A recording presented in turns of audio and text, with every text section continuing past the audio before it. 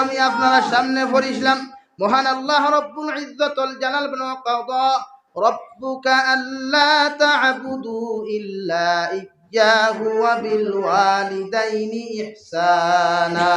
ও দুনিয়ার সন্তান হল, দুনিয়ার আওলাদ হল, আমি আল্লাহ তোমাদেরকে আদেশ করিয়ার হুকুম দিয়ার চূড়ান্ত ভাবে ফয়সালা করিয়া দিয়ার আমি আল্লাহর ইবাদতর বাদে, আমি আল্লাহর গোলামি আর দাসত্ব জমিন করার বাদে তোমরা তোমাদের মা বাবার লগে জমিন ভালো ব্যবহার করিও।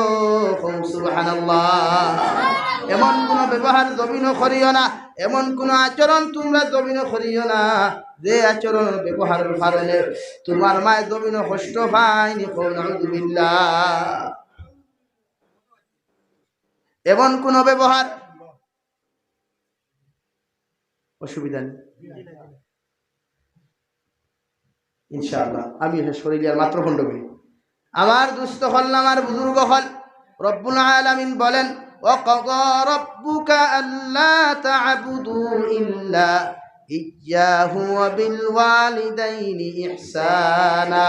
রব্বুল আলামিন বলেন আমার পক্ষ থেকে চূড়ান্ত পর্যায়ে ফয়সালা হইল আমি আল্লাহর ইবাদত আর দাসত্ব করার বাদে, আমি আল্লাহর গোলামি করার বাদে তোমরা তোমার মা বাবার লগে জমিন ভালো ব্যবহার করিও।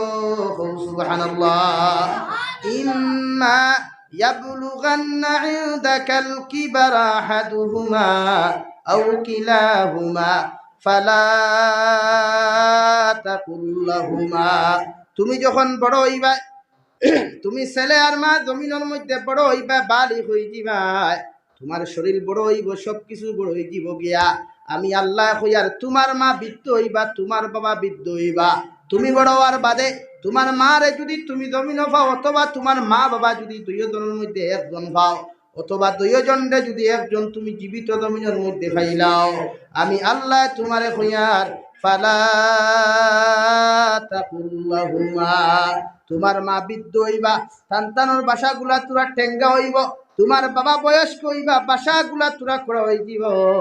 তোমারে যদি ইলা কোনো জায়গা দমক দিলাই, তোমারে যদি কুদাম দিলাই, তুমি ছেলেই কষ্ট পাইয়া উপশব্দ জমিন ব্যবহার করিও না, মায় উপশব্দ খান্তা জমিন ব্যবহার করিও না। সুবহানাল্লাহ। ও আজর মাঠইয়া যদি তোমার বাপে তোমারে দমক দিলাই, দুই বাড়ি দিলাই, তোমার মনে তুমি কষ্ট দিতায় না, দুর্বল করতায় না, কারণ এই তোমার মা, এই তোমার বাবা। ফালা তাকুল লাহুমা, ইলা কোনো শব্দ যদি তোমার মা তোমার বাবা তোমার লগে করিলাই, ইলা কোনো জায়গা তো গিয়া করিলাই, আমি আল্লাহ কইয়ার উফিউ ওয়ালা তানহারহুমা। উপশব্দ ব্যবহার করিয়া তুমি পাল্টাইয়া তোমার মার লগে খারাপ আচরণ করিও না, এহানতিমূলক কোনো ব্যবহার খান্তা করিও না, যেখানে তোমার মা তোমার বাবা জমিন কষ্ট পায়নি। নাউযুবিল্লাহ। ওয়া কুল লাহুমা কাওলান কারীমা।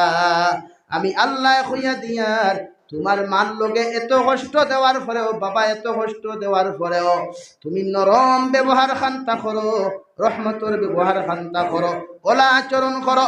যখন বাল্যকালে তুমি ছিলাই কত মানুষের লগে কথা কাটাকাটি করলাই, কত মারামারি জমিন করলাই, তোমার মারে কত গালি দিলাই, কত কষ্ট তোমার বাবারে জমিন তুমি দিলাই, তোমার বাবায় ফিরাইয়া তোমারে কষ্ট না দিয়া, তোমার মা তোমারে ফিরাইয়া ফাল্টা কষ্ট না দিয়া, যেমন তোমার মা আর বাবা তোমারে বুকুর মধ্যে টানিয়া কবালো চুমা খাইছিলা, আমি আল্লাহ কইয়ার তোমার মা বৃদ্ধ হওয়ার বাদে, বাবা বৃদ্ধ হওয়ার বাদে তোমার লগেও যদি সেই আচরণ করেন, তুমি উপশব্দ ব্যবহার না করিয়া তুমি কইও কুল লাহুমা কাওলান কারীমা, তুমি ওলা মুহাব্বতের ব্যবহার, মায়ার ব্যবহার, আদর্শওয়ালা ব্যবহার, মিঠা ব্যবহার তোমার মা বাবার লগে করিও। খুব সুবহানাল্লাহ। আর জোরে করি কই সুবহানাল্লাহ। মা বাপ আমরার নিয়ামত রে ভাই। নবীজি ফরমাইন যার মা জীবিত আছেন, এই মা হইয়া তাহলা শান্তির জায়গা, আর বাবা হইয়া তাহলা মাতার ছায়া। যার মা নাই শান্তির জায়গা নাই, যার বাবা নাই মাতার ছায়া নাই। এর লাগি মা বাপর কদর জমিন করিও। হযরতে নবী মুসা আলাইহিস সালাম আল্লাহর তুর পাহাড়ের মধ্যে ওহী আনতে চলে গেলেন, আল্লাহ এমন এক দমক দিলা রে ভাই, দমক দিয়া লগে লগে কইল নবী মুসা আলাইহিস সালাম, আমি আল্লাহ তোমারে কইয়ার আমার সামনে আয়া যদি বেটাগিরি করো, বেটাগিরি বাহাদুরি করো, আমি আল্লাহ আমার রহমত তাকি তোমারে বঞ্চিত করমু। নাউযুবিল্লাহ। নবী মূসা ফরমায়, আল্লাহ এতদিন তোমার দরবার আইলাম, তোমার খেদমত আইলাম, এত বড় দমক দিলায় না, আজকে আপনার খেদমত হওয়ার লগে লগে আপনি আমার এত বড় দমক কেন দিলাই? আমার আল্লাহ লগে লগে জবাব দিলারে বা নবী মূসা আলাইহিস সালাতু ওয়াস সালাম, যতদিন তোমার মা জীবিত আসলা ঘর থাকি বাহিরিয়া যখন তুমি আমার কাছে ওহিয়া না তাইতাই, তোমার মায়ের মুসল্লার মধ্যে বইয়া তুলা মারিয়া কইতা, আল্লাহ আমার ফুয়া গুতা বড় পাগল, আমার ফুয়া গুতা বড় গরম, তোমার লগে যদি কোনো বেয়াদবি করিলায়, কোনো আচরণ করে, আমি মায়ে তোমার কাছে কইয়ার আমার ছেলের ভাই তুমি নারাদার বেদার হইও না, আমি মায়ে তোমার কাছে মাফ চাইয়ার। সুবহানাল্লাহ।